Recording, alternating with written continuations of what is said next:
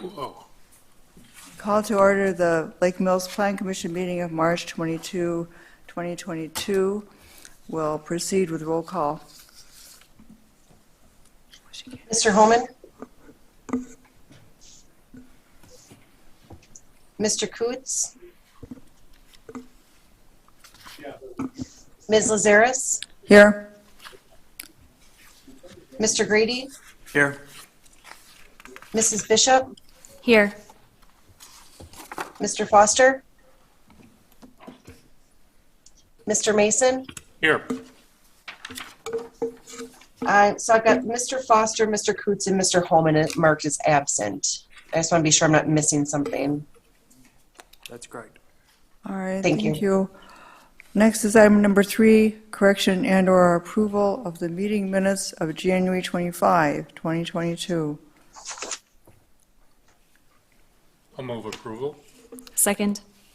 It's been moved by Dr. Mason and seconded by Mrs. Bishop to approve the minutes of January 25. Any discussion? I hear none, then we'll proceed with the roll call vote. Ms. Lazaris? Aye. Mr. Grady? Aye. Mrs. Bishop? Aye. Mr. Mason? Aye. Motion passed 4-0. Okay. Next is item number 4, questions and public comment. The public may address the commission at this time regarding items on the agenda unless the item is the subject of a public hearing. We have no public hearing this evening.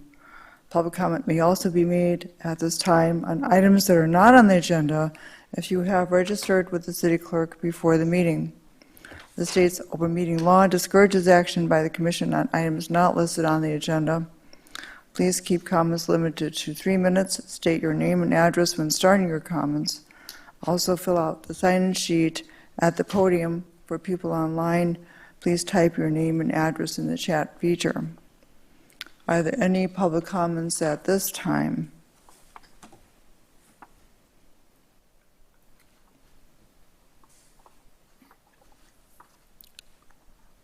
I'd like to actually speak on the strategic planning rather than the agenda item I'm here for. Is that okay? On which item? For the strategic planning, but I'm here for the ghost sign as well. I'd like to make comments on the strategic plan first. Okay. Well, you mean, are you referring to the comprehensive Or plan? comprehensive plan. I apologize. Wrong name. All right. So I am Robin Unz. I'm with the Lake Mills Aztalan Historical Society. I'm here representing that organization tonight. Regarding the comprehensive plan, I've noticed several, I briefly went through the documents online as I was preparing for this other item I'm here for. And I noticed several mentions in the documents of the history of the community, historic features, the small town feel or Norman Rockwell-like qualities we enjoy in Lake Mills. Yet little to no mention of more in-depth historic preservation strategies, considerations, or best practices to be used in decision-making while planning. I organized a preservation guild recently after watching decisions being made over the years and kind of seeing some of our history lost during that decision-making. It's not just in my lifetime, it's been for generations. We finally have 3 historic districts, which we should be very proud of. And my concerns are that there will be nothing more than maybe a designation on a piece of paper. I see the need for advocacy, education, and action to encourage preservation, which is why I started the Guild. I was disheartened that the Historical Society was not listed as one of the partner organizations on the documents, despite the fact that I can personally attest that we have been a resource for historical information for several government officials, employees, or contractors over the years. I myself, being the researcher for information requests several times. An organization that has been a resource for local government for 81 years. It would be very nice to be able to be considered either a partner or at least considered as a resource. The need to build a culture of preservation for our community is clear. It starts with the dismantling the myth that preservation is restricting, but rather can enhance and cultivate successful planning in a community which with values seated in its history. So what I want to say, what I want you to take away from my comments here, we, the Historical Society, as an entire organization, we're here to help. What we have to offer is valuable, and we want to share the knowledge and information we have to support decision-making and planning in our community. We encourage the city to include means for supporting preservation as planning documents and develop processes that include preservation considerations. And that's all I have on that one.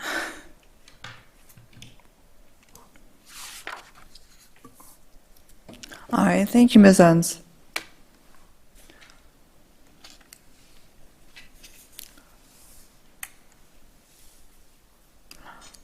All right, we'll move on to number 5, presentation on Fischer's Advertisement Ghost Sign Restoration Project, Lake Mills, Aztalan Historical Society. And we'll begin with, we'll call in our consulting planner, Dustin Wolf, for an overview of this request.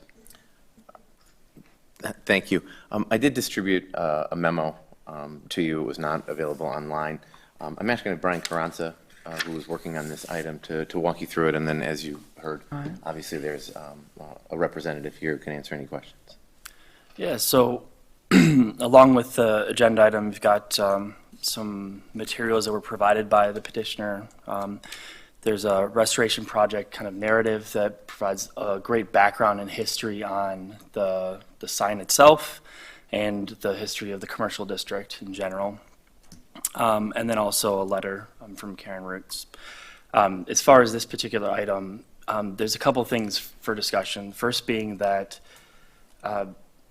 the sign itself in the sign code, the way signs are defined, basically are tied to advertisement of a product or service.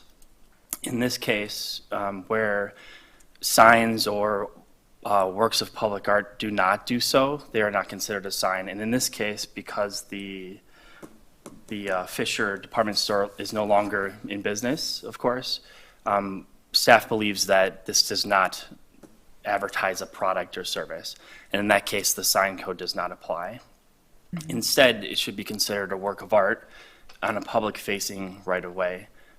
There is a shared property line there with the public right-of-way, as well being a zero lot in the downtown business district. So as a result, Plan Commission has the responsibility to review any public artwork for location as well as for the content, and make sure that it's consistent with the goals and priorities of the community. And so with that, I'm just open for discussion on those items. If you have any questions. All right, Plan Commissioners, do you have any questions, comments on this project, this proposed project? It seems like Ms. Unz is here. I would make a motion to suspend the rules and allow her to speak on this if the commission would like for that. All right, is there a second? Moved and seconded, moved by Mrs. Bishop and seconded by Mr. Grady to suspend the rules to, did you say Ms. Unz? Ms. Unz, yes. Ms. Unz to speak. All those in favor signify by saying aye. Aye. Aye. Anyone against? All right. So we may have questions from time to time. You can also get up and comment on the proposed project, Ms. Unz, during this item. So, okay. Well, as I was looking at this, I was, there's, when you look at the definition of a sign in the city sign code, and then this is referred to in this memo too, that in the sign itself, it says what is not. And if the Plan Commission declares the proposed sign a public art, a piece of public art, then it is not going to fall under the provisions of the sign code. So that's the main thing I noticed when reviewing this this proposed project, and that would be what if the Plan Commission were amenable to doing that, then that would be what we can do, is to approve it as public art and designate it as public art. And then now, would that then, I would assume, proceed as a recommendation to the city council?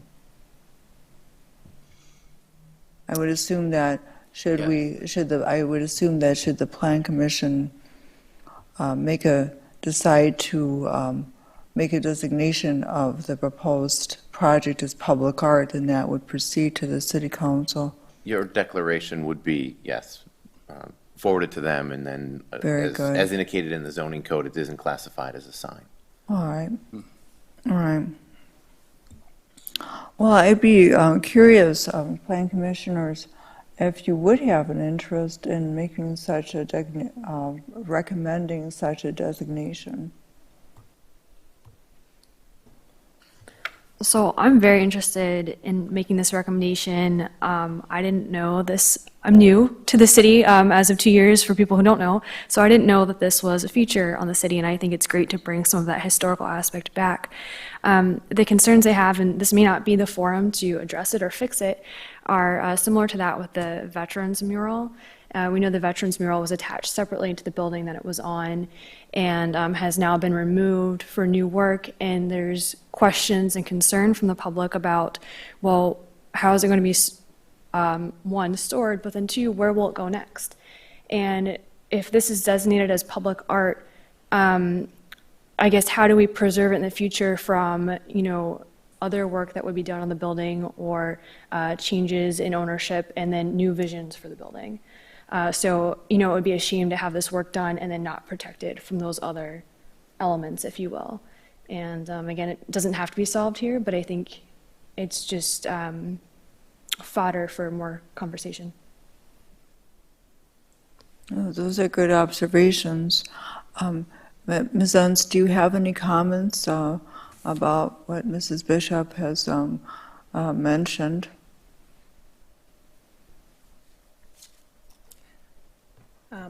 I agree. I think, there's certain aspects we need to think about this for the long-term enjoyment of the public art that it's going to be designated as. It can come with agreements between the property owners. It can come with certain designations as a historic site, whether at state level. I'm also on the Jefferson County Historic Sites Council, and we're working on recreating a registration for that as well. So some protection could come simply through designations and agreements. As a plan commission, as I stated earlier, you guys can put some certain caveats into your plans and regulations and such to help in these matters, so that artwork and historic features can be preserved with some guidelines. Local governments always have that kind of authority to be able to add that to their ordinances or planning. So it's definitely something that's been on my radar. It's kind of part of the nature of what I do for a living. And it should absolutely be addressed, because I agree. I'm also involved with a mural issue. I have 11 family members on that mural, and we'd like to see it back up again. And I think that one difference to remember is the Fischer sign is actually painted onto the building. It's a long-standing entity, and where the mural was not. That was recently added. I would hope that any future property owners there would see value in the historic aspect of that sign. So yeah, definitely, I think agreements should be considered, and at least not off the radar when going through the process. So. All right, thank you, thank you. Planning Commissioners, any other comments, or how would you like to proceed with this proposed project? Well, I'll just make the comment that I strongly support that, or this proposal.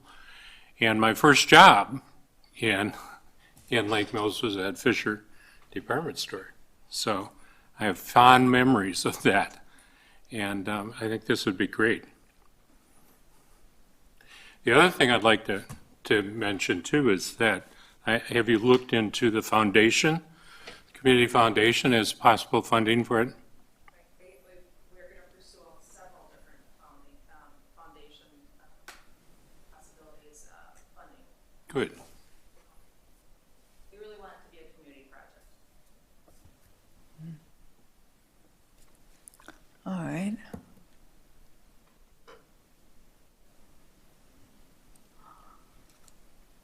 Now, regarding the long-term viability that you mentioned, Mrs. Bishop, is there a motion regarding this item that would also fold into it that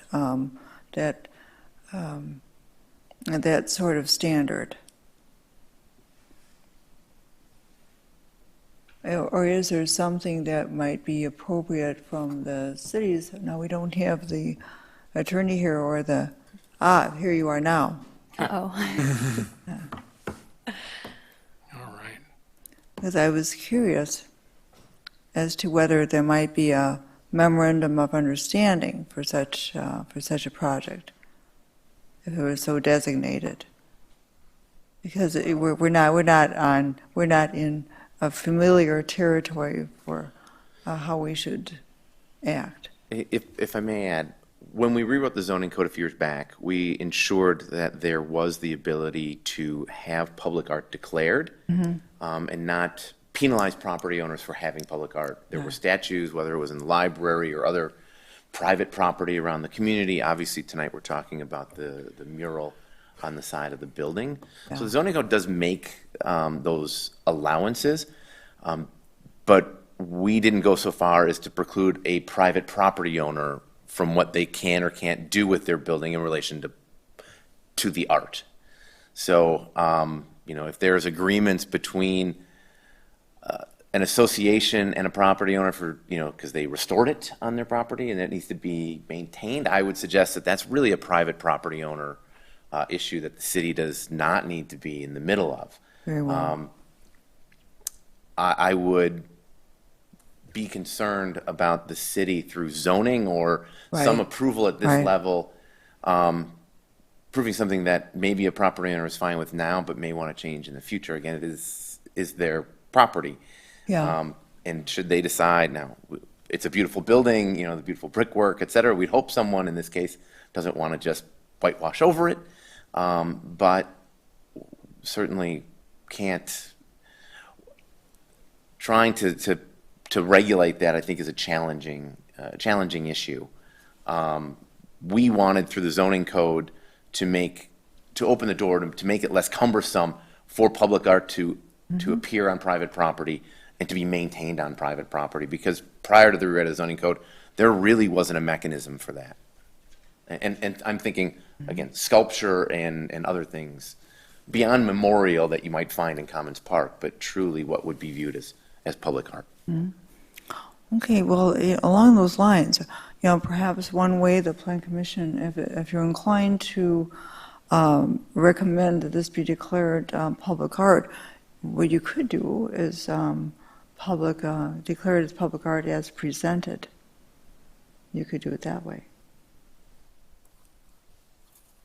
So I want to clarify, you're saying for what's in front of the Plan Commission today, Yeah. we take the restoration of the artwork, declare that as public art, and move that recommendation to the City Council for final approval? Sure. Sure. I don't know if Dan's in there, this is Misty, but I was informed that this was going on the agenda as a presentation only. This isn't a discussion recommendation item to the city council. So I'm not sure if he's in the audience or not, but I just have a little bit of concern with the way the conversation is going. Well, that this is not the subject of a public hearing, and I think that rather than somehow have it come back to us, and I wouldn't foresee it being a public hearing anywhere, but that this is a project that's presented, I think, and I would say, Mr. Drescher, you're here, and you could comment on that, but would it not be sufficient if we would pass along a declaration today, since this is before us now, to the City Council?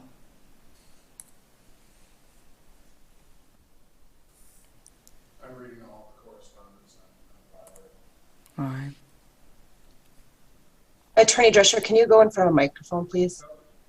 If that's you speaking.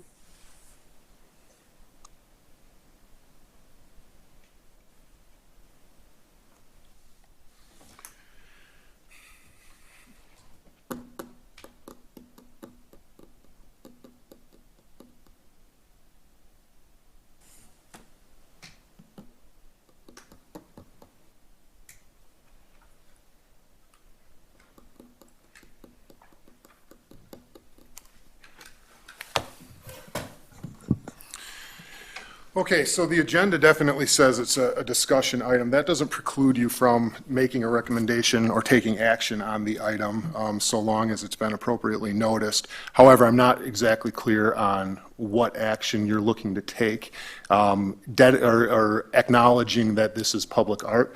To what purpose? Like, what's the goal there? I guess I maybe missed the first part of the conversation.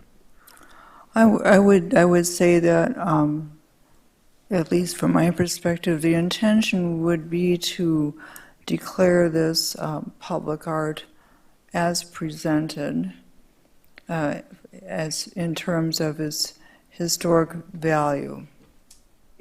Mr. Fischer, if I can add. Go ahead. The zoning code specifies that the plan commission declares something as public art. It will not be categorized as a sign, per se. That would be regulated by the sign regulations itself. Where is that in the code? It's in the definitions. It's in the definition 660-12. of sign itself is where it is located.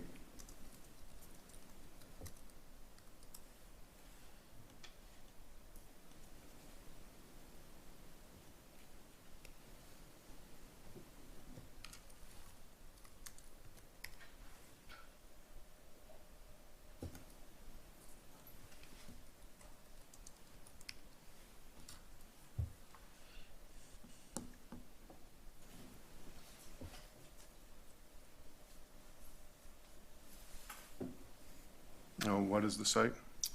660-12, which is definitions.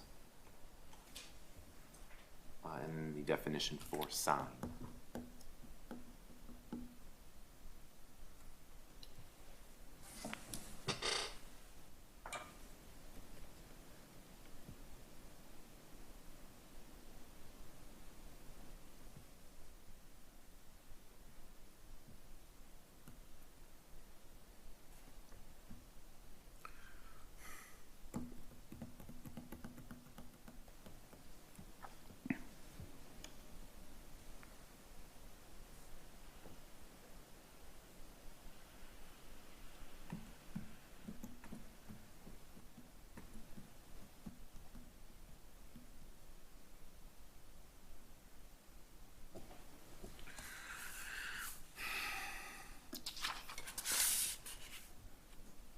Yeah, that's the only place that I find that public art is kind of identified within the zoning code itself. And I'm not exactly clear on what that designation does. The term is public art approved by the Plan Commission, and legal holiday displays are not including in the definition of signs, are not included within this definition and are not regulated by the provisions of this chapter. So if you do not want the sign chapter to apply to this and you deem it as public art, that would be an appropriate step to take. However, I would probably do that specific step at a subsequent meeting so that we can specifically identify that as an agenda item, identify that this is the action that you're going to take so that people are aware of it and that they're going to come and speak out. Maybe there are people that are saying, no, this actually fits exactly the definition of a sign because it was advertising for Fischer's back in the day. I'm not saying that is, it might be an argument that you're going to see. I don't think anyone is necessarily going to be opposed to that designation, but I would think that it'd be appropriate to have that discussion in public. All right. Do you recommend that the Plan Commission have that on their agenda, or would that Yes, be based on this statement, which once again, this is the only place in the code that I've seen this statement, but public art approved by the Plan Commission. Very well. It appears that you have sole authority in designating that as public art based on that statement. However, I'm going to look up the Plan Commission duties and roles, and I'm not familiar with that statement being made in that section. So I'm not 100% confident on that, but that's where I fall right now. So to answer your question, I would think it would be appropriate to bring this back to the Plan Commission at a future date and designate that as public art. I mean, you've had the discussion tonight, you've had some consideration tonight, and probably pass that on to the council in the future. Mr. Drescher, Yes, ma'am. with your current reading, and I understand there may be more required, does that even need city council approval or recognition? Right now, I don't believe so. I believe it's a Plan Commission authority.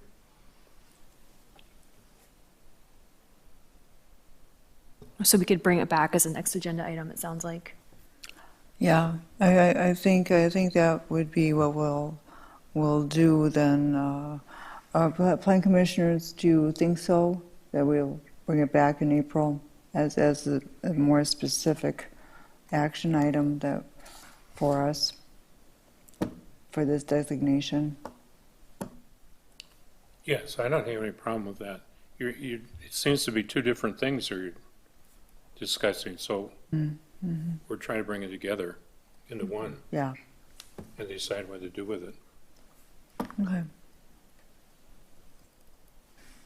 Do we need a motion to do that then?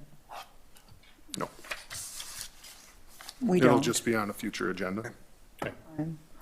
All right, so we have, since this is actually, that is the case, there was a presentation in which, Ms. Enns, did you have anything else you wanted to present at this time?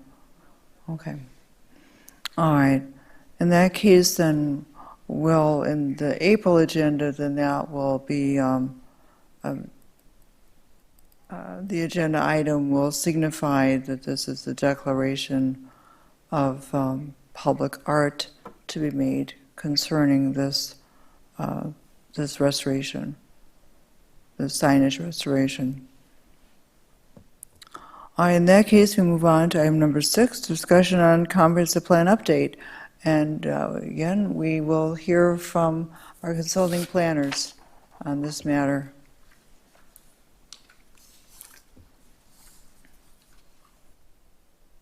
Thank you. Okay, putting up on the screen for anybody to follow along at home.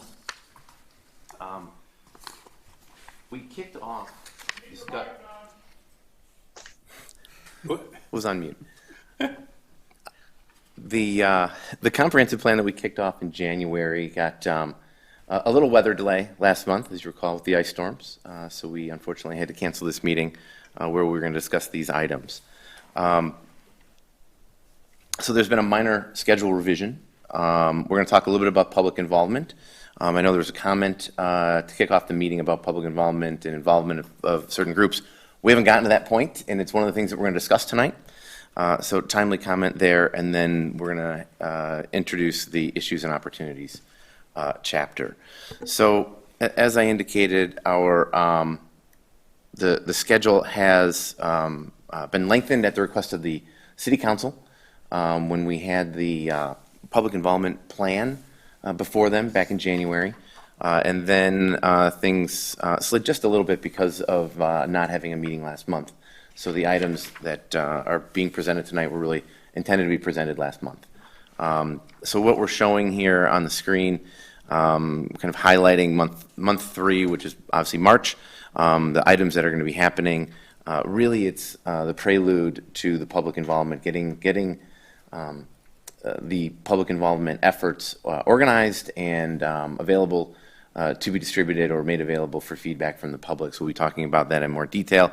Things that have been going on, obviously, have been data collection, base map creation for the 7 or 8 maps that are required by law to be in this document. And then, as I said, the issues and opportunities. You can see how things sort of cascade as we get to the future. Natural and cultural resources, which was a comment this morning, earlier in the meeting, cultural resources being historic resources, are really programmed a little bit later in the process, but certainly will be included specifically in the comprehensive plan process, as they were back in 2009. Are there any specific questions about the schedule before we kind of really get into talking about the public involvement items that are upcoming. No? Okay. Obviously, public involvement really is the heart of any plan. It is a challenge, obviously, with how busy people are to engage people effectively. We did work with the city manager in identifying the types of public involvement efforts that would be included, and that was a part of the public involvement plan that was recommended by the Plan Commission and approved by the council previously. The first element is the key issues questionnaire. This was an internal, I'll say, questionnaire that was provided to department head staff, to the plan commissioners, obviously here, and to the city council members. And we'll also be talking about the community survey that will be made available to the public, and then focus groups as well. But the key issues questionnaire is something that we like to include for those decision makers, appointed and elected officials, and the field generals, if you will, the city staff or department heads, to gain an understanding of of how they've been using some of the long-range plans and documents, to get their feedback on specific issues. It is not intended to be an exhaustive kind of questionnaire. It's intended to kind of prompt or poke respondents with a stick. At the end of the day, what we'd like to see, and what we're going to be walking through here, is when we summarize, the people tasked with implementing the planning documents, with truly making the decisions that shape the built environment, which is truly the task of the comprehensive plan, is to see where there's alignment and disconnect. And we also want to use that as a touchstone for what will come out of the other public involvements to the general public. The questionnaire is anonymous. It is not intended to call out any individuals or any specific group pitting Plan Commission against department head staff or council against the Plan Commission. It's really to see, again, where there's alignment on issues, disconnect on issues, or priority issues from the people who are really tasked with making decisions. So we're asking about the existing planning framework and how it's functioning for people, what they're getting out of it. And again, we have summarized the questionnaires as we received them. I will say that we used some wordsmithing for brevity. Again, the intention here is not to be able to, anybody to kind of single out their specific statement or to be a statement to be attributed to anybody. So things that came back from the groups were, as listed here, we need to make sure that our long-range plans are consistently updated to reflect what has changed in the community and to provide decision-making guidance. Obviously, the need to engage the community, which I mentioned, can be challenging in this time frame, especially with what we've been dealing with the last couple of years. We really can't have large groups of people together, and making sure that we're able to reach out to people. But ultimately, what we're hearing from the department heads, the council members, and the plan commissioners is that the planning framework really does need to drive decision making. It really needs to provide a roadmap and an understanding and expectation for the types of decisions that are going to be made in the built environment in the community. We asked about community characteristics, what's important here. You know, I'll say the assets that people feel of the community. They are exactly what we would expect, right? Your assets are the natural amenities, the historic downtown, the feel, the quality of life of this community.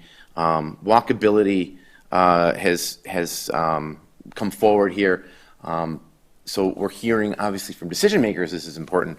We're hoping as we get into the general public involvement that we're going to hear some of those similar things, but ultimately, making Lake Mills a community of choice is what I read out of the community characteristics here. Things that can be strengthened, so opportunities here. Obviously, Sandy Beach is down there, and it has been a priority item for the city and the council specifically over the last 4 or 5 years. The Century Site redevelopment, which is a key anchor to your historic downtown, and has been discussed over the last few years, especially with TID number 8. Mill Pond and connecting Rock Lake to the downtown. Right, the lake being a considerable asset, the Mill Pond kind of cuts it off, right? There's dredging issues, et cetera, with the Mill Pond. So when you're downtown, I don't think you automatically think of the lake when you're in the downtown. So I think that's a great statement. Connecting downtown to the Drumlin Trail, right? So back to that walkability, bikeability for neighborhoods, and a very obvious one from an economic development standpoint, Gateway to I-94. You're well situated between the Milwaukee and Madison metro areas, two largest metro areas in the state, and it's a stone's throw to the interstate to downtown. Challenges, geographic constraints related to the fish hatchery. It's a lot of geography behind you. It dominates land use decision making around there. Vacant industrial sites, and there's, as I read that, it's redevelopment issues related to those vacant industrial sites. Loss of retail downtown, and that's a bigger challenge, right? Because the nature of retail has changed over the last 10 years, and certainly in the last 5. Code enforcement and property maintenance, which certainly is a key issue for property owners about the visual appearance of your community. Again, community of choice, quality of life issues. Any questions on some of these items? Any, expand or, okay. We brought up land use topics like annexation, growth management, right? Development review, land use. So a lot of questions related to that. Opportunities, annexation for new development, right? Growth opportunities here, especially north side has been mentioned there, and even an industrial park potentially on the north side. These, again, comments from the elected officials, appointed officials, and yourself. Improving the quality of new development. So that means a high bar should be set. That's how I read that. Low-hanging fruit, probably not appropriate here. There's a very specific kind of character and expectation of development I would take from that statement. And then you get into the balancing development standards with community priorities. How far should the pendulum swing in a direction? And so something that certainly needs to be evaluated as we go through this process. And we're going to hear back when we get to talking about the draft community survey. Questions to that end is, what's appropriate and to what end should these things be explored? Challenges, preventing sprawl, and I think that has been something that the city has been good at managing over the last few decades. But certainly that need to grow. The interstate is a boundary, so we planned for neighborhood development up there. But how do we grow without feeling that we're losing what's important to the community? Managing conflicting land uses. I'm sure that is something that has been seen over the last few years as development has been proposed in certain areas. Balancing what the private property owner wants with what the community priorities and code say, always a challenge. And then utility connections to the north side of I-94. Development's not going to happen up there until utilities can get expanded up there.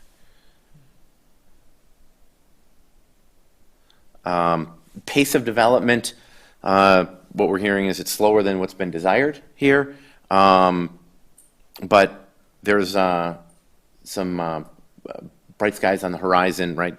The Amazon development in Cottage Grove, I'm not sure how many people are aware of the very large Amazon distribution center that's being proposed over there to the tune of 2-odd million square feet. It's 15 minutes down the road. That's certainly going to have an impact here. The Northside neighborhood development area, which has been an area that's been planned for a while, is a part of TID 7 as well. And then the south side along 89 and Mud Lake Road, and you've seen that what we had planned for in the last plan was growth down there. After the reconstruction of 89 and the extension of utilities, which was a limiting factor, you're now seeing the desire for development down in that area. Dustin, Yes? Can I just ask a quick question? Of course. The bullet point that growth is slower than desired, where do you get that data set from? Because when I talk to people, I hear largely Lake Mills is growing too fast. We need to go back in time, right? And so where are you? There's no data set. Remember, this is just the questionnaire as answered by you Sure, as appointed okay. officials or elected officials or department heads. So that's where you're getting that bullet. That's Got all it. this is saying is this is what we're hearing in summary from those groups. We are going to be reaching out to the public, and then those are things that we're going to have to reconcile, right? Some people in the public may say just what you expressed, and others may say, no, we need more, right? We need to, and if the city manager was chiming in, he would tell you about communities that aren't growing run into other issues with fiscal constraints at the state level. So there are kind of reasons to grow at a certain pace. These are challenging things that will need to be evaluated by you and by the council, and direction provided in this plan document on how to proceed. One more question regarding the survey. How closely does this resemble the survey of past? Sorry, Missy. It's all right. Everybody needs to get scolded. How closely does this resemble the past surveys that we used years ago? The new survey does not really align with the past surveys. There was, I wouldn't say a direct survey that was done in 08, 09 in that sense. They relied on more in-person type feedback events. Obviously, in this day and age, that's kind of a little different, and there's a higher expectation that people can participate more remotely. So the survey will get into questions that will align with answering some of these things, but it isn't like we've had the same survey or a similar survey for the last 3 decades, and you can see change over time. Yeah. Thank you, Justin. Okay. A discussion of natural resource topics, Rock Lake and surface water resources are critical. That's a great statement, but I'm sure as the council member on the Plan Commission, I understand that's also a challenge, right? How hard do you push on certain things? So, right, that is going to be one of those things that we're going to have to grapple with. It's a key asset to this community. It is a key economic development opportunity in this community. Preservation of it is important, but that pendulum, where and how far it swings, is going to be something you're going to have to grapple with as we undertake this plan. Park development is important. Lake access, obviously important. We're hearing again, this is, I don't say in a vacuum, this is just a select group on the questionnaire. Continued development and lake access in general. So development of Sandy Beach Park, which you've undertaken for the last few years. And then here's a statement on dredge the mill pond, which I know has been talked about for a number of years. So this is not a mandate that these are going to happen. These are the things that are coming out of the key players here within City Hall on these issues. Housing topics, affordable housing, workforce housing, overwhelmingly is the concern here. Providing a mix of housing is good. A statement that developing higher density as walkable to downtown seems to be where appropriate. Property maintenance of historic residential, so the older neighborhoods, that can be challenging. It's something we're going to have to talk about in length, probably in the housing chapter. And then Southside growth anticipated near the school. So if you're putting a school down the south end, probably going to want more housing near it as well. Economic development topics, right? This is offsetting the tax base and providing job opportunities within the community, right? So all the tax burden isn't borne by just residential. So new industrial park is needed. This one says north side of I-94.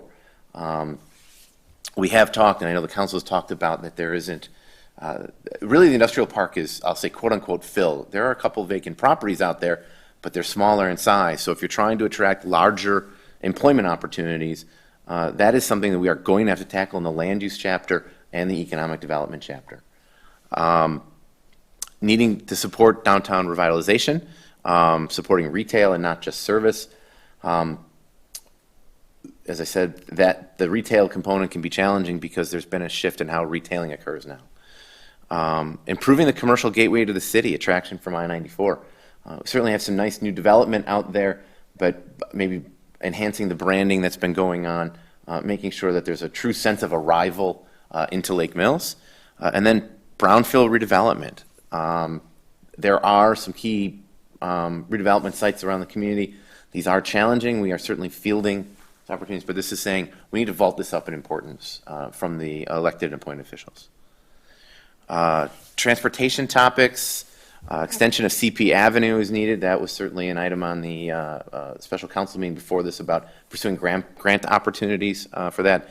And it's certainly a secondary north-south route through the community.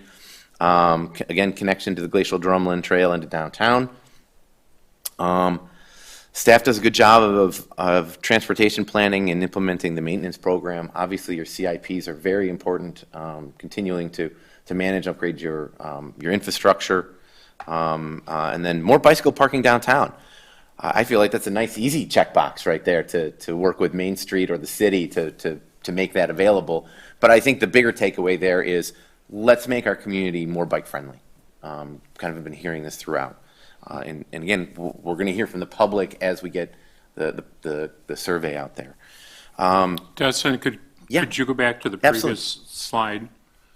I just got a couple questions. On this slide or the slide before it? Previous slide. Economic development? Yeah. Okay. Economic development. When you're talking about a industrial park, how large are you talking about? That's one of the questions that we're going to have to start getting into. And I will say the comp plan may talk in the bigger sense of the need for it and the types of things you're trying to attract and acreage. It used to be 5-acre sites were acceptable, and then it shifted to 10. Now you don't find industrial parks that have anything subdivided less than 20, and some are 40 and 60. And I will say, and I'm looking at the city manager, when Jefferson County Economic Development has outreach for users that are looking, they're looking for 60, 80, and 100-acre sites. And Amazon is what? I don't know how big their site is. The one down in is that Pleasant Prairie is a 25 or 30-acre site. I'm working from memory on that one. Oh. The one in Cottage Grove actually went vertical. It's about a 5-story building. So their footprint isn't as large, I would expect. I'm sure they're figuring out a way to vertically integrate what they're doing. But And our current industrial park is essentially closed at this there point. are some, I think there's about a 14-acre site, maybe a 14-acre site left. Not quite that much. So the city manager corrected me on that. Just and there's some one. smaller there's some 2-acre sites. But again, when that was developed, two and a half decades ago, it was a different time. Yeah. Now everybody wants big footprint. Horizon that just developed, their site and has the ability to expand is on a pushing 20-acre site, but there are wetland impacts on that site. But again, when we start talking about business park or industrial park, it's generally larger expanses of acreage. And then it's been a while, but would you define brownfield? A previously developed site that may have a building or improvements on it that is now, I'll say, past its prime. The use is either gone or the facility is antiquated and can't function in contemporary standards. I will pick on the CPN site, right? It was developed in the early 1900s. That's a traditional brownfield. But even simply, the Walgreens site used to be the old Union 76 gas station. That's a brownfield site with environmental issues. But brownfield really just means something that's been developed previously. Okay, thank you. Intergovernmental issues, extraterritorial reviews, boundary agreements are important. Current boundary agreement expiring with the town of Lake Mills, so re-entering into those agreements, says here, pursue other agreements with communities. This also does get in talking about shared services and shared agreements that you have. I know there's big EMS discussions that have been going on. We'll touch on those things in the comp plan. Remember, the comp plan doesn't really get into the weeds on a lot of things. So this is an area where we'll probably talk about what is being done for intergovernmental topics and cooperation and other things that likely should be pursued.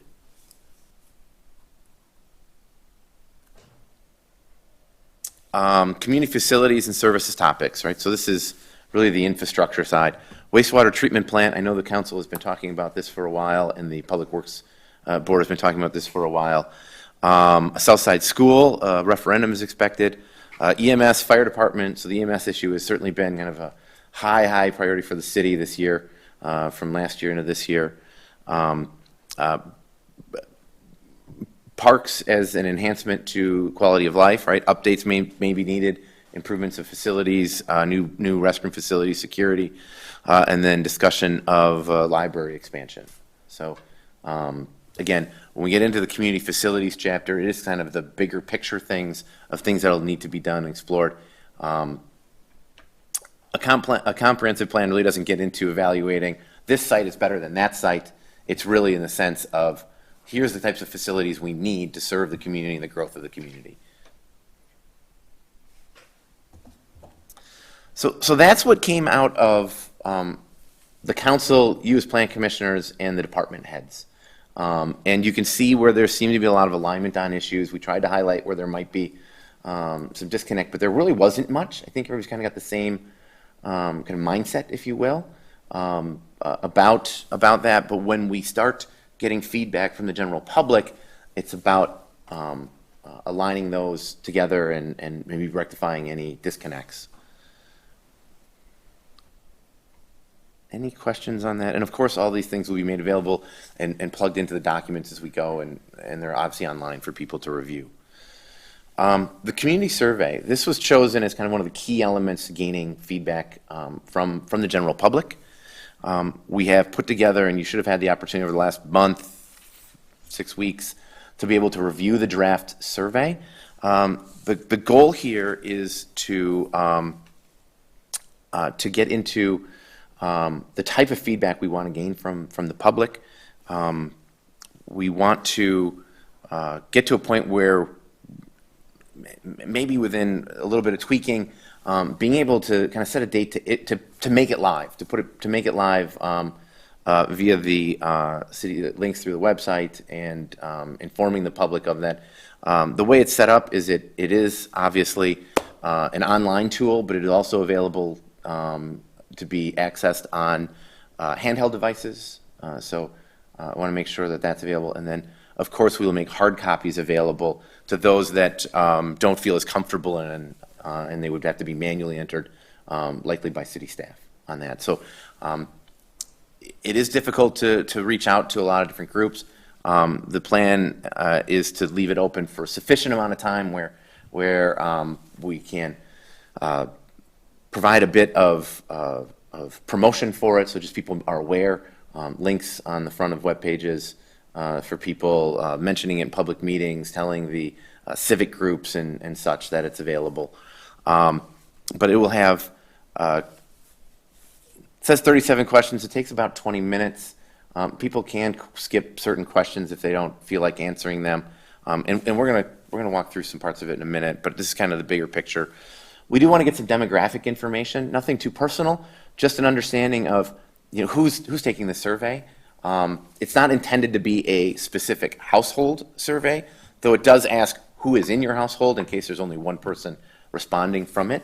But it does ask, kind of the age cohort you're within. Do you live in the city? Do you not live in the city? If you work in the city, we want to hear from you, right? So there's an option. I don't live in the city, but I work in the city. And the reason we're asking some of these is to understand who's responding. And then I want to say, filter certain responses by whether you live here or you work here. I think it's important when you get into some questions to understand what kind of responses you're getting. And it does even have the opportunity if you're just a visitor here. Like I come here a lot to recreate, that you have the ability, and we hope people have a certain level of honesty about, there's nothing to be gained or lost by saying I live here, or I don't live here, or I recreate here, or I work here. So we hope that people are relatively just honest with us. A lot of multiple choice, a lot of ranking, so kind of dragging what you feel is your own personal order of importance. Benchmark stuff, so how things compare. We get into, again, the goal here is prioritizing decision-making in time, and then visual preference. It is difficult sometimes to just ask people they think about something, but showing them images of something does help them say, I do like that or I don't like that, right? I am comfortable with that. In certain applications, I'm not comfortable with that. I do expect this here in this community, or sometimes it's important to ask the wrong question to get the right answer. I definitely don't want that in my community, right? Those types of things are also as helpful. Generally, we're thinking it'll go live in March, April. It's probably looking closer to April. And again, dates aren't set. We'll talk to you about that. It can be open for a long period of time. That isn't the issue. people who want to respond to a survey generally do so pretty readily. Leaving it open for a longer period is fine. But at a certain point, we kind of just need to get the feedback so we can bring it back to the Plan Commission for evaluation, so we can start folding some of this into the decision-making of each of the chapters that has to occur. So, do we have the survey? Yeah, it's on the agenda. Yeah, go back a page. Give me a second.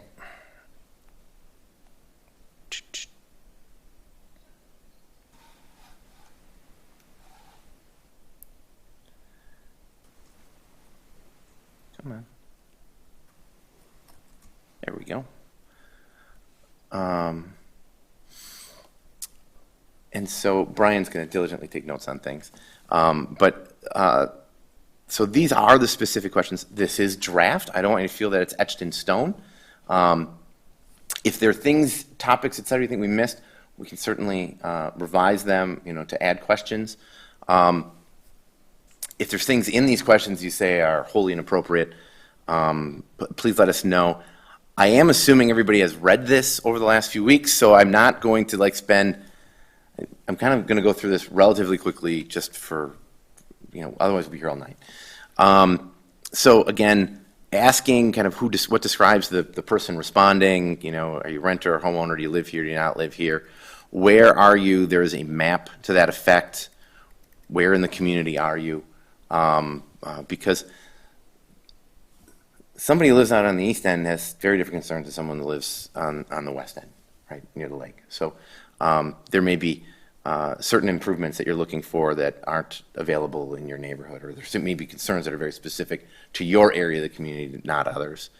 And the same for where they work, if they're working out here, just gaining an understanding. General questions on how long. So if there's something that jumps out that you definitely need to talk about, I'm expecting you to tell me that. Otherwise, I'm going to just kind of keep moving here. Okay, so just how long have you lived here? Have you worked here? How long have you worked here? What's your age? And then adults in your household, children in your household. It's important to understand that the document really has a 20-year life. It generally gets updated every 10 or so years. But and we're going to talk about this in a second with the issues and opportunities, but people with kids have different priorities than people who are retirement age, right? So we want to understand some of those things here. What was question 7? I'm sorry? What was question 7 again? Question 7, I think, is how many adults? Oh, how many? Yeah. Yep. What I would recommend is that you have a button for how many adults and how many children that says 0, because you say, how is that possible for adults? But I assure you, it is possible. Okay, so we will add a 0 to the adult and children's. It's probably equally important to understand if there are no children under. Yeah, right. The other issue, Dustin, is for the children question. If you have each adult in the household fill out the question, now we're going to get double the amount of children. I don't think that's necessarily an issue because we're not calculating population or anything, but do you see any issues in looking at services to children based on that number or something else that could occur when we see the data results? We're not using this in a statistical way. Right. It's really just to gain an understanding that a respondent has children. We are able to look to see if one IP address or 2 IP address suddenly has 30 responses, it'll flag it for us. But if, mom takes it and dad takes it, the likelihood of that is pretty slim, to be honest. Usually it's just one person's taking it. We don't usually have an issue with. I'm just trying to think of issues on the back end where you get data sets and you're like, oh, well, this doesn't really answer the question we thought it did. So No, we're that not was counting on this. so- We're not okay. again, we're pulling that type of data from other sources, state and federal sources. No, this is just an understanding that, somebody with 4 kids might have a very different survey responses than someone who has no kids, right? The rankings here, again, sorry, it's split on,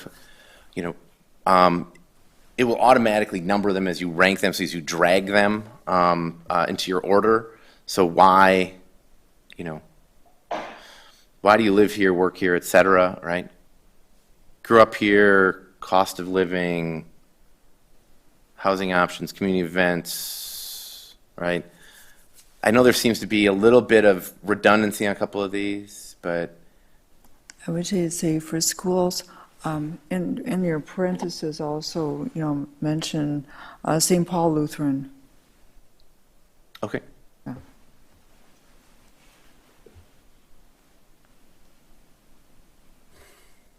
Yeah, we had Lakeside Lutheran, be right, St. Paul's. Yeah, both. Yeah, Um, different affiliations. Yeah. Size of community may be important to someone, and again, it's just so people can kind of rank it for themselves. Ultimately, in the back end, it will kind of score each of these so you can see kind of how they ranked in totality.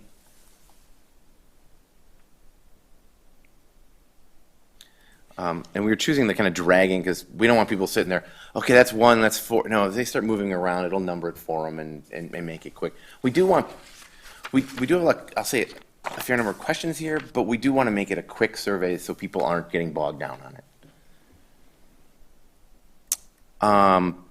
Questions on housing. How do you rate the quality of housing? How do you rate the affordability? What do you feel is missing? And this is all it apply.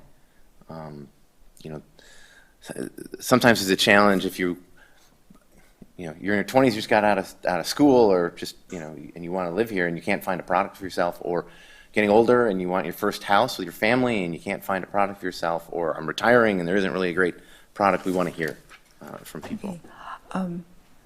Justin, for this one, what I recommend, and you all can disagree and all, but what I would recommend is to say a button for 2-bedroom, and then a button for 3+ bedroom for rental, and then also a button for other and a blank. Okay, so you would it's rather almost see 0 to 1, 2, and then 3+. plus. Okay, and plus then just a blank, if there's something we didn't I would identify. be, because of that, I would be curious about that. See? Okay. Then the other, and then a blank, because, in case you feel like, well, I can't fit in any of these, well, you probably can, but if you don't think so, then describe, Of course. yeah.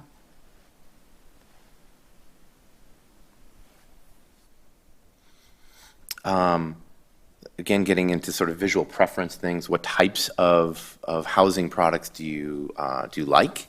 What are you comfortable with? What do you feel is appropriate in the community? So smaller houses close together, which is certain areas of the community. Some people may feel we need a small/tiny house product. We're trying to kind of capture the thoughts and preferences of people. Manufactured housing communities, pocket neighborhoods, infill housing. Do I want none of this?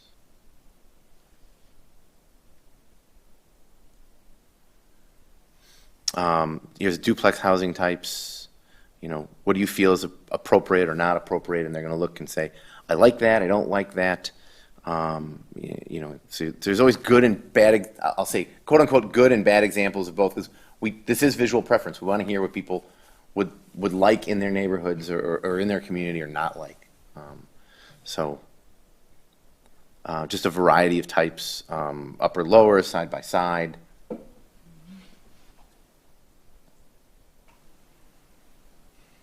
Townhouse products to choose from. Again, some jump out. People like modern, some people like traditional. Some people aren't going to like any of this stuff, right? Boy, that's not a thing we want to see. Yeah. Again, we just want feedback from people. Small,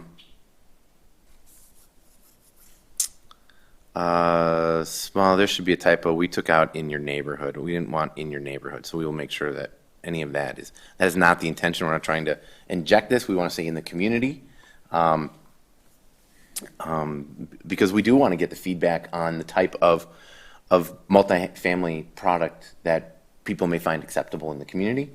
And then it also helps determine how codes and ordinances and decisions get made related to that.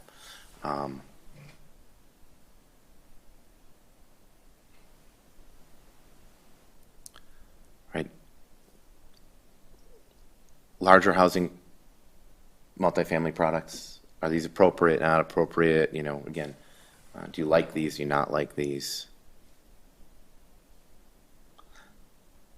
You know, where does the line on scale fall for things? Right. Mixed-use development types of various scale and appearance. This is important, whether it's a downtown setting, north side development, could be down off of, you know, the Sandy Beach, Topol, where the Topals have built, that kind of stuff.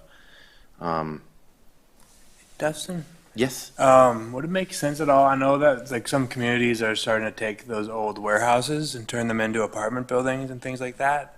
Is something, an image like that, would that make sense We here, can or- certainly include them. We just don't really have any old warehouses in that See. sense. That would be sustainable for housing. I see. I think really the only big warehouse we have is kind of the CPN site is really the only thing. There are obviously some 2- and 3-story buildings kind of off of Main Street in the downtown, but they really are traditional, historic, mixed use, where it used to be first floor retail or commercial, second and third floor apartments. So we don't really have a warehousing product in the community. I see. So. Yeah. How important is it for walkability, for regular amenities, going to school, et cetera?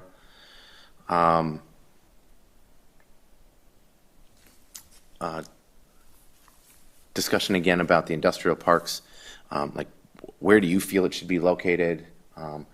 Again, this isn't scientific, it's just an idea of what people, what they like, what they don't like.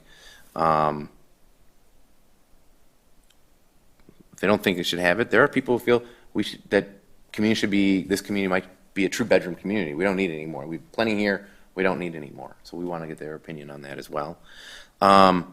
Ranking what's really needed in the community: affordable housing, retail, restaurants, entertainment options. The housing options available. Right? Maybe there's just not enough product out there. Again, variety of things: employment, manufacturing growth, healthcare.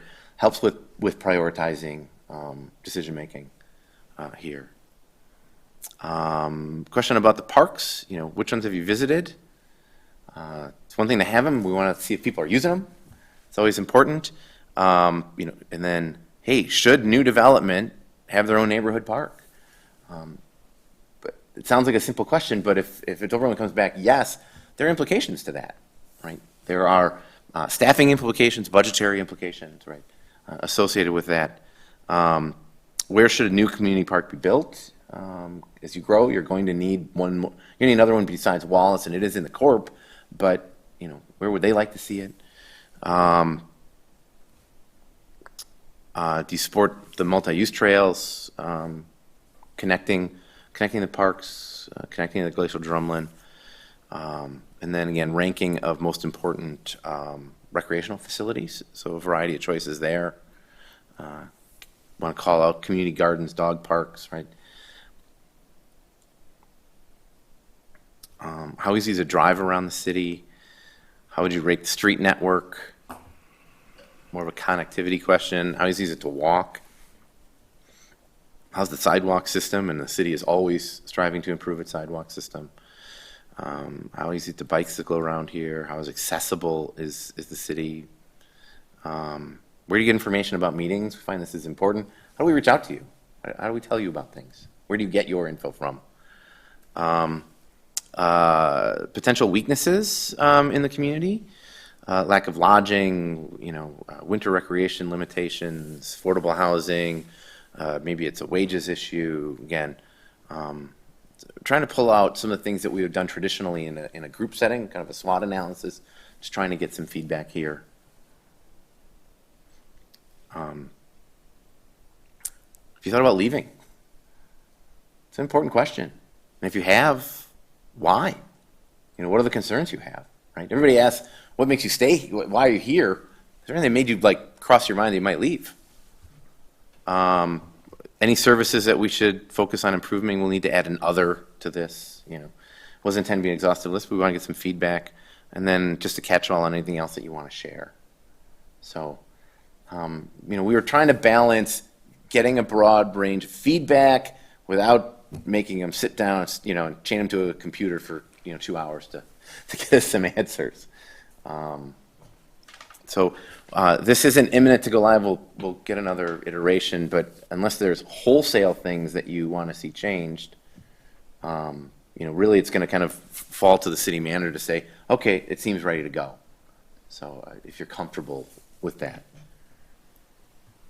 Dustin, I see this survey divided largely and broadly into housing with specific questions about housing types, industrial, some general questions, and recreational, some general questions. What I see missing are some specific questions about the downtown. Okay. Is there something somebody loves about the downtown, or maybe something they hate? Is there something we absolutely need in the downtown?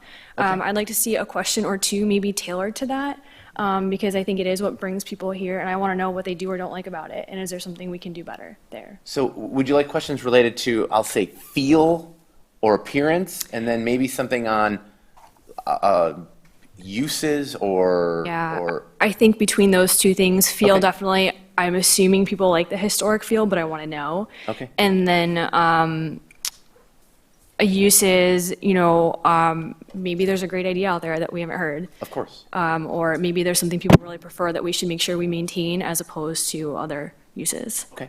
So, Well, and then I along with Catherine's comments, when you have some questions about the downtown, just pass it in front of a legendary Lake Mills, which is now the combination of the Chamber and Main Street.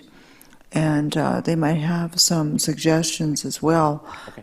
So I just listened to Absolutely, I think it's a Catherine, I great just idea. heard of that. Yep, we'll get some Thought of- feedback from yeah. them on some questions that we put together to see if this touches on some of the things that they're concerned about. okay, thank you. Thank you.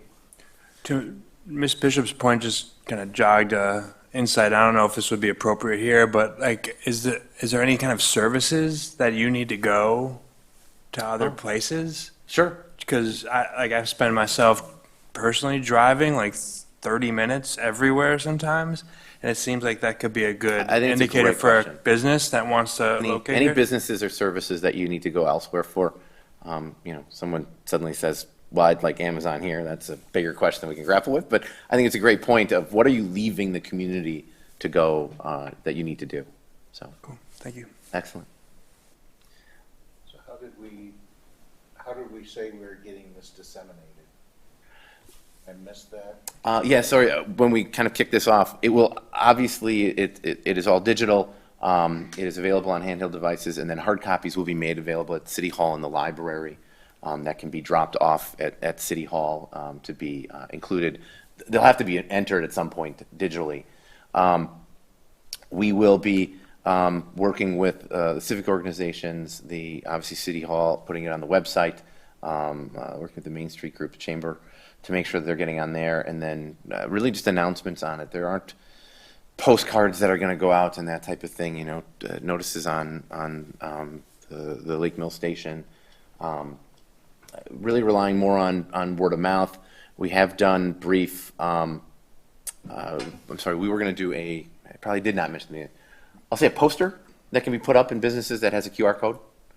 So when people are walking by, again, that can either be made available on the city's website, that someone can just print it up and put it up in their business, or that they can come and pick up. So, but If I could just add, we found that it's often helpful as we perform sort of the next item, which is the focus groups, to also communicate the availability of a survey to those groups, particularly because they're kind of in touch with the community and they're kind of ingrained, so they can get their members to participate. So. I know we've done it in the past. We put it out in there. Oh, sorry.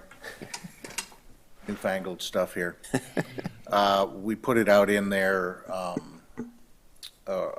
electric bill. We put a note in there, something like that. I don't know how many people if the answer timing that works stuff. out, we can certainly have something, well, we could have a link added to, whether it's a water bill or electric bill. We can check with the city on that. We found just good success with just having the QR code that people can snatch when they're, at a local business and such. Yeah, well, it's all well and good, but we're a bedroom community, so how many people go downtown all the time and things like that, so the better dissemination of this, the better Yeah, answers we we'll can- get back, so. We can absolutely explore with the city manager on what might be available. I'm going to be honest, I would never use a QR code. They frustrate me. So could we, you know, is it okay to have local businesses have actual copies of the survey and be a drop point? I don't know if anybody wants to take that Yeah, on. but- I will say this, Is there remember, a control someone's going to issue? have to enter it. Sure, So okay. now it's we try to just make the surveys really just available, hard copies available to those that really are uncomfortable with digital technology, because I don't want to encumber the staff on, great, you just got 150 surveys, that somebody's going to have to go through and enter each one of those. I see. right? Okay, so city staff is inputting. Yes. I understand. Thank you. So it's not that we don't want to make things available. They absolutely be made available at the library, and you can print it off online and provide it that way. For those that are uncomfortable with it, we recognize that not everybody wants to do something digitally. But at the end of the day, someone's going to have to enter it.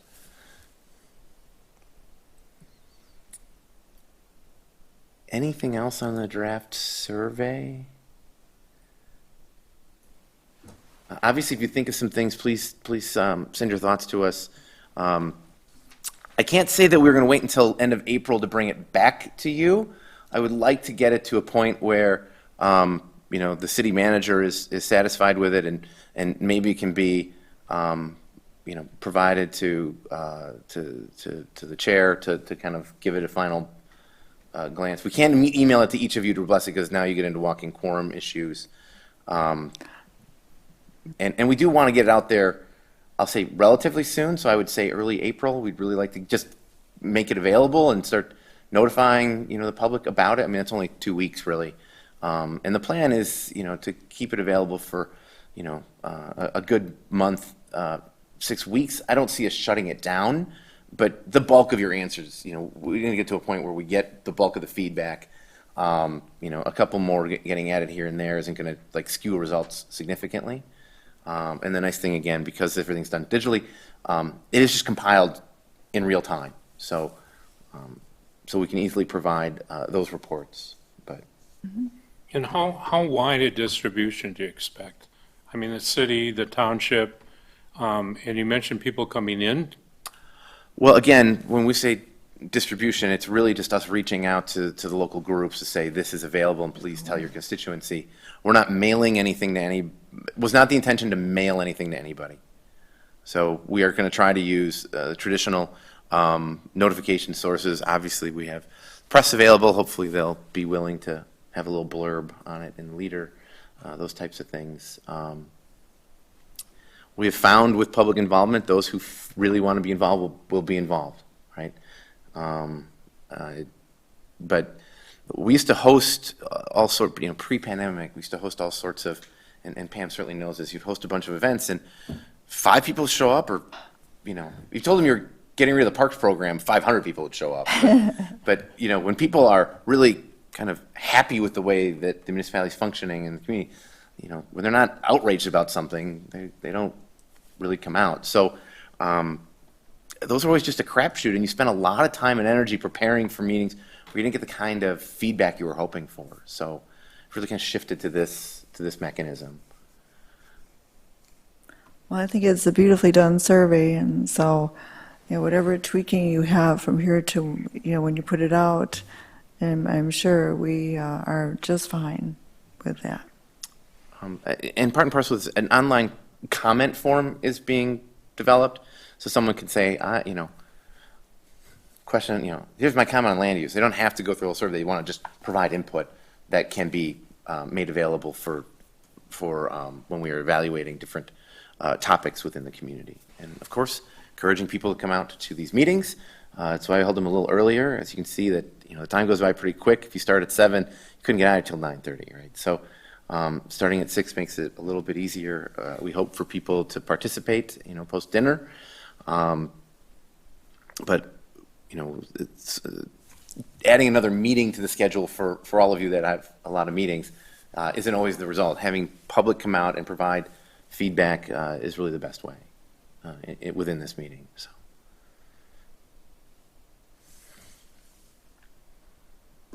with that, I'm going to switch gears to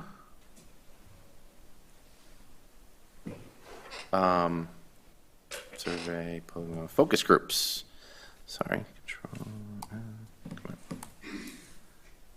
Work with me. Not what I wanted.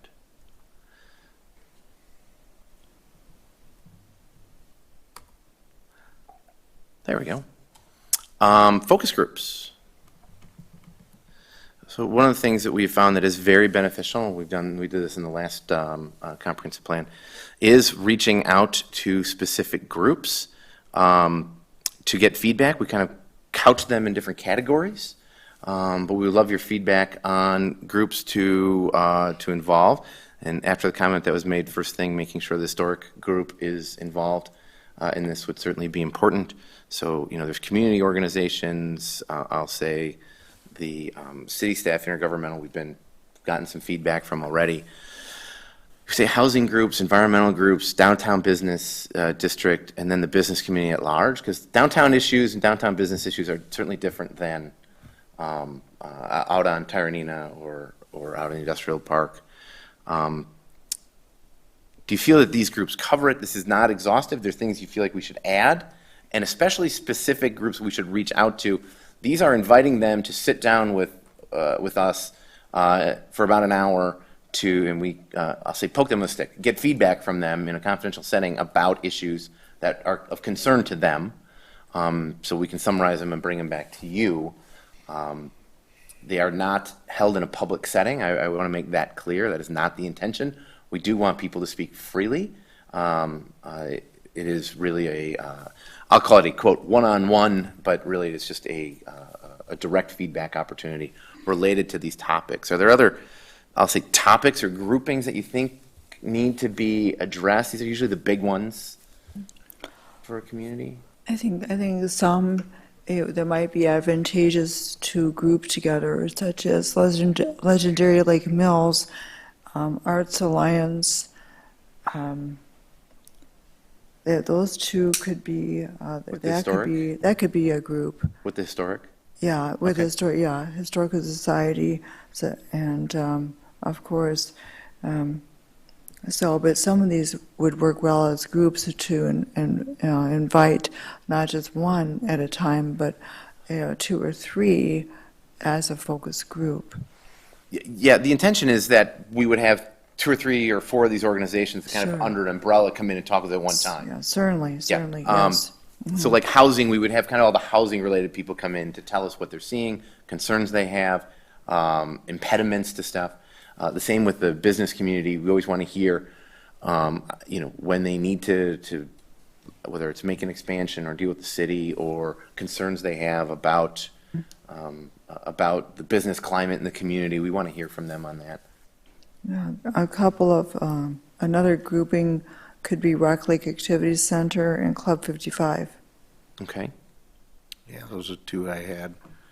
And I also thought about Would they be their own group or would they fall community under organizations. community organizations? Okay. Yeah, Thank you. they come under community organizations, of course. Yep. But, as part of speaking to these community organizations to, pull in them as well. Yeah, we should look at small employers.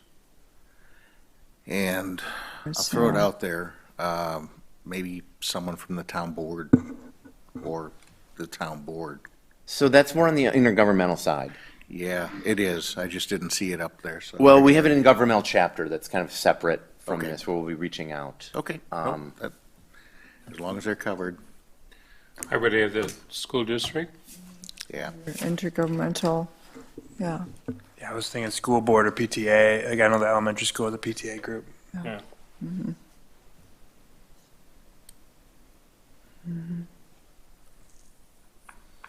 Yeah, that could answer a couple of questions, specifically since they still own that land out there and. There have been a lot of conversations between the city and the school district, so Yeah. yes.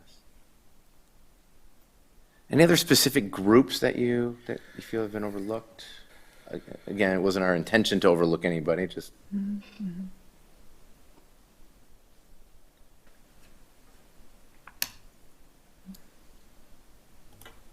Okay. And these are things that we schedule kind of over a little bit of time. We try to get a few of them in a single day, just for economy of scale. But we will sort that out, working with the city staff. Is it the Lake Mills Women's, Lake Mills Ladies? Taranino Ladies Club? Okay. In this community organizations. Yes. Okay. Thanks, Steve. I always need somebody to jog my memory. All right. With that, so the way the plan is being updated or triaged is going through, and there are certain aspects to the plan document that are just kind of the inventory, if you will, of the community as it relates to housing, natural resources, land use, and that type of stuff. So that's occurring. Kind of the first chapter that comes up is the issues and opportunities chapter, which is really the touchstone on demographics. So with the 2020 census having occurred, they're a little delayed in getting us all the data, even though we're into 20 now. Damn, we're into 22, but COVID hit everybody, including the federal government. We obviously have some of the data has been provided. They just haven't gotten through all of their data yet. Usually by this point they have, after a couple of years, but it hasn't worked out quite like that. But this is kind of looking at, sorry, I have this little thumbnail video that's in the way when you're presenting on Zoom. The introduction of the demographics, and it's important, this chapter is important for setting the stage for what the community is when you're asking about what are the data sources, et cetera. This is the nuts and bolts, right? This is the empirical components. So here we're showing you've had a bit of growth over the last 20 years, and showing, I'll say, in comparison to your surrounding communities, fair amount since 2000. A little bit of a taper from 2010 to 2020, but overall you can see that for the last 20 years it's been considerable growth. 10% generally over the last 10 years, so percent a year. So things to keep in mind as we start projecting out that somebody says, we're going to grow gangbusters in 4 or 5% a year, and then historically it's been just under 1%, right? So we do want to be able to plan for future growth, working with a realistic projection. We've pulled a sampling of communities. It certainly isn't exhaustive to the county, but it is kind of the ones kind of most around you. So population projections, and the reason we need to look at population projections is to understand what are we planning for, right? The number of people and households that we can expect over a certain prescribed time frame. That's going to get into land use eventually. If you're going to plan for a certain number of households, you're going to need to put them somewhere. So we need to make sure we have enough kind of land planned for those types of things. There are 3 types of projections that we're looking at here. One is the DOA projection. Department Administration projection is for high growth communities, it's usually a problem because it kind of underrepresented the growth.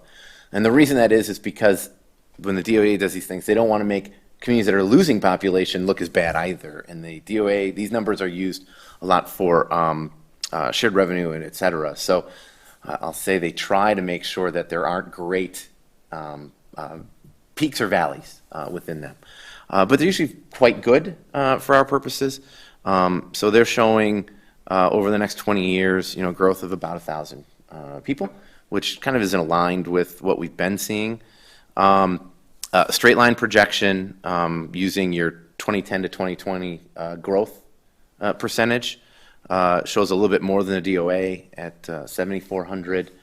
So again, that's somewhere around 1% a year, and then compounding that percent. So instead of a straight line 1% a year, the compounded percent gets you up to about 7,700.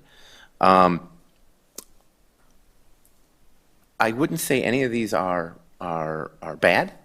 I think they're all very manageable growth. We just don't like to overproject on growth because then you start making resource decisions based upon erroneous numbers. So I do think that the DOA number or the 20-year straight line projection are pretty reasonable based upon your historic growth. You know, the compounded growth, I wouldn't want to say, let's use 2% straight line, because now you're suddenly adding, you know, trying to add 2,500, 2,800 people when you haven't seen that growth over the last 10 years, right? It doesn't mean that's not practical, but you can always, you know, 5, 8 years down the road, you could revisit, boy, we really had a lot of things happen in the last couple of years. Maybe we need to just reevaluate the growth projection. But as we start looking forward on community facility impacts, parks needs, I'll say housing, you know, new housing areas or growth areas, I don't want to overproject. What are your thoughts on this? All of these will be represented in the plan, but if we're kind of moving forward, maybe that's the one to think about. I don't really need an answer now, but think about, like, what do you think is a practical growth rate? The next slide. Next slide has the, yeah, I'm sorry. I'm so excited to talk about it that I forgot about all the graphics we put together.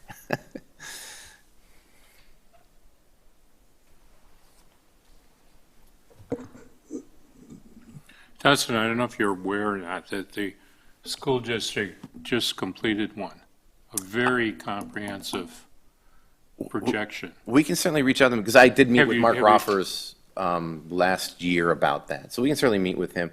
He looks larger at the kind of school outside the city, has a lot of concern about. So we can certainly reach out to Mark and get their data Yeah. and see what And it says. compare it. Yeah. Again, we walked through kind of, I'll say block by block, if you will, and see about what development's happening. So, but his is obviously a bigger picture for the school district Yeah. than kind of we're tasked with here. It seems like we've kept on a 1% trend for a long time now. I think COVID changed a lot of things for people, especially moving out of big cities to smaller areas. And Lake Mills really isn't a prime real estate location for that movement to absorb that. So I'm really curious when those 2020 numbers come out, which was a little bit before, right? Like everybody knew the impact of COVID versus what happens through the next 10 years. I think that'll be really, really eye-opening for what our city needs and where the growth needs to go.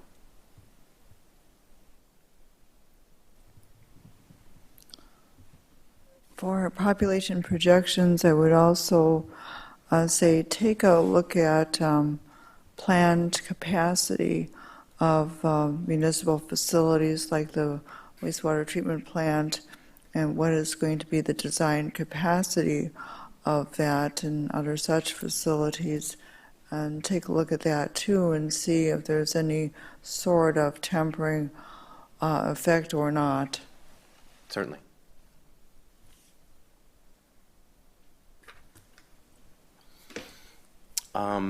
Obviously, discussion of age and gender distribution is important, specifically age.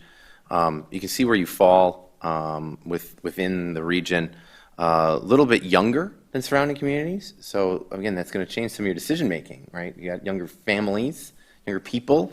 27% of your community is under the age of 18. 10 years, that means they're in their 20s. They're now kind of looking at families and housing. Their housing needs are different. As you can see, when you look at the 25 to 34, again, it's 16, 17%. It's a fair number. But, half of your community right now is under the age of 34, right, or under the age of 35. 10 years from now, they're going to be active people. They're going to need things for children. They're going to, that's the difference. I'll say 20% is in that retirement age. And, that active senior, you start getting into discussions of mobility issues, convenience of things. What are their needs going to be? What are they going to be looking for? But that's the important thing to understand when you start looking at the at age cohorts, right? Is where are they? This is where they're today. 10 years from now, what are we planning for in the next 10 years and the next 20 years that they are going to want? And then hopefully those people are responding to the survey and telling us the things that are important to them, things that they want.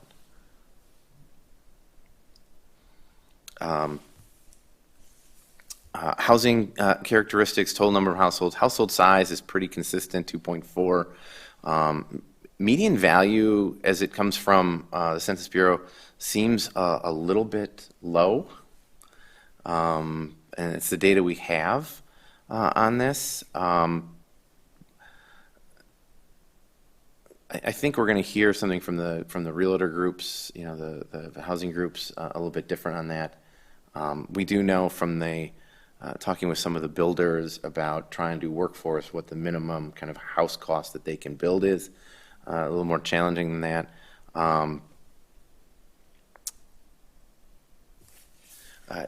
I would say it's the number I don't have like the most confidence in out there.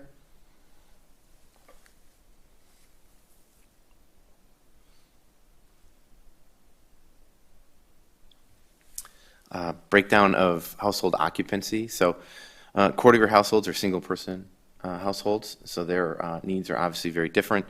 Owner occupied at 60%. You'll see that looks low compared to the towns, but that's not uncommon when you're comparing a town to a city. Towns typically don't have apartments, or much fewer apartments, right? Because they don't have utilities typically, right? So, single family, 65%. It really hasn't changed much over time.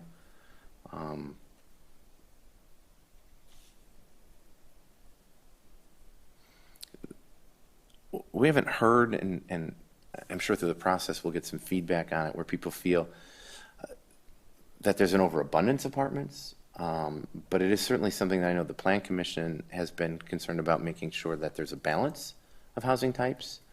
I think one of the things we're going to get into is, when we get into housing, is the shift from people who want to own a house now, especially younger people. That desire from the younger generation to be homeowners is not the same as it was for the older generations. And so it's going to be a very careful discussion on, you know, rental is not bad. Rental can be a preferred product. Now, there are certainly bad rentals out there, but we do need to be mindful that there is a very strong segment of society, younger people, and as we said, almost 50% of your population is below the age of 35, that their preferred product may not be something to own, but it may be something to rent, but it would be a higher end something to rent. So it is something we're going to have to talk about, and hopefully we can, you know, the general public can have a good understanding of what that means, because what's important for one person may not be important for another, and we're trying to provide trying to make sure there's housing products for everyone here. It's always been a priority of the community. Looks like there's a question. No? Okay. Just thought someone was going to ask a question. Projections of housing units. So we're looking at a 20% increase in housing units over the next 20 years. That's something that, you know, we've got to find a place to put them. If you think all single family, that takes up a lot of land. That certainly gets into sprawl. You're going to have to start looking at what sort of density is appropriate, or where is it appropriate to have certain density to offset. Everything can't be single family. It's why in the survey we were asking about different housing products. You know, lower density means more land is necessary to accommodate what you're experiencing. The vision statement. So I had to just double check. Okay, vision, goals, etc. As a part of this process, we weren't looking to rewrite the entire vision statement.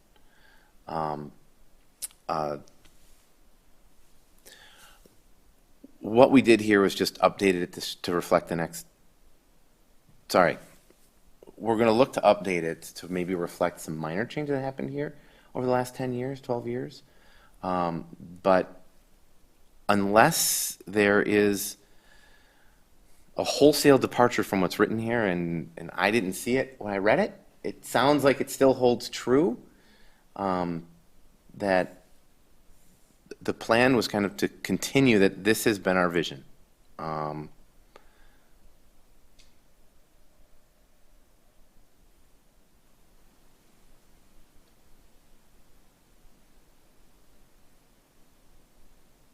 We just wanted to bring it forward here to kind of, I guess, remind everybody that we have a vision statement.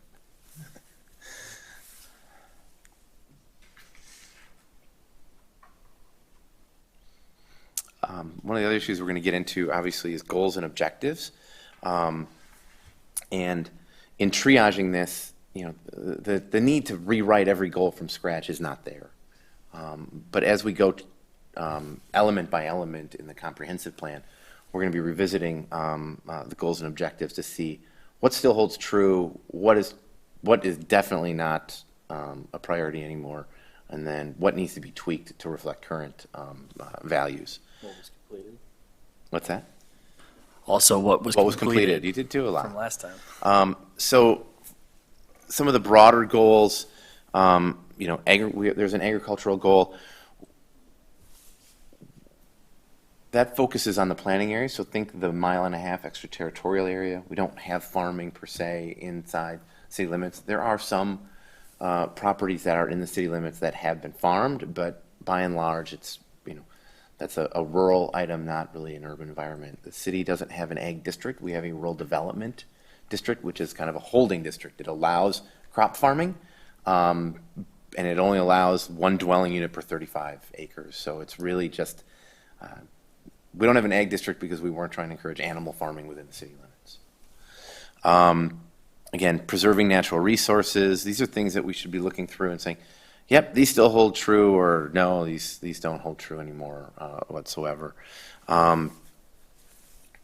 Cultural resources goal, preserving the city's architectural and archaeological heritage, cultivating local civic and cultural life. So again, that the character of this community, preserving the history of this community.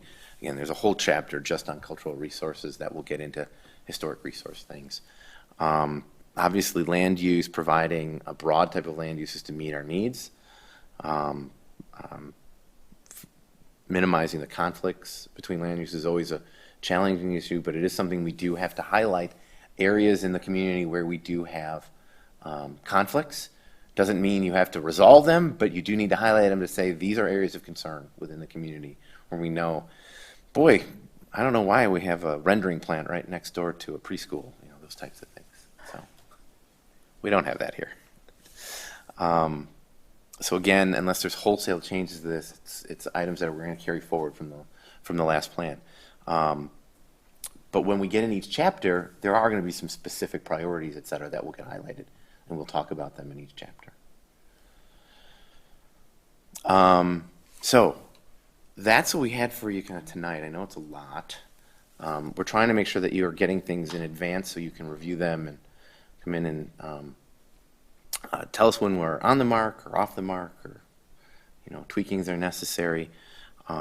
Next month, our intention is to maybe have some focus group summary. If we've had the opportunity to get together with enough groups, we'll bring those back. Hopefully, some initial results from the survey to make those available. Obviously, there will be a lot of PR that needs to occur in conjunction with that. And then bringing back the existing land use background components, the existing stuff.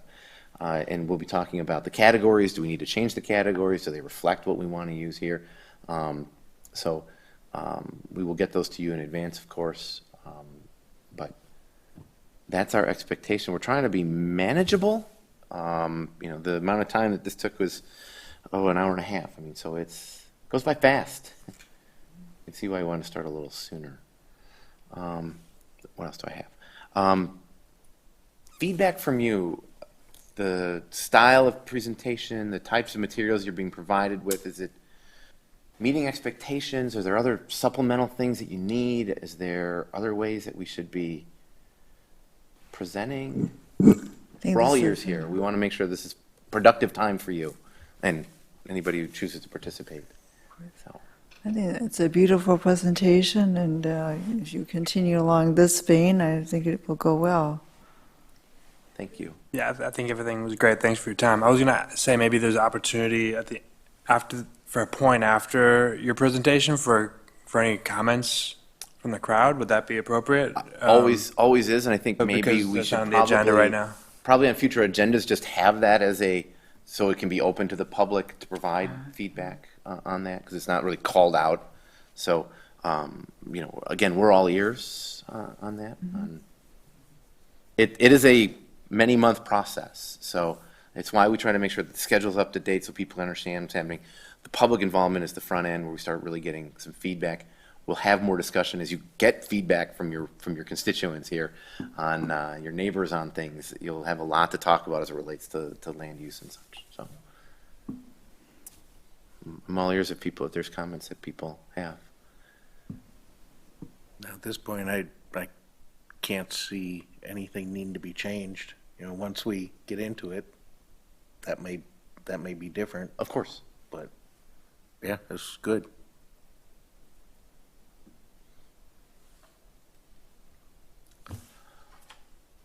Well, that's what we had for you tonight. Well, we appreciate that work, and we know to have such a beautiful presentation, at first you go through much more, so we appreciate that.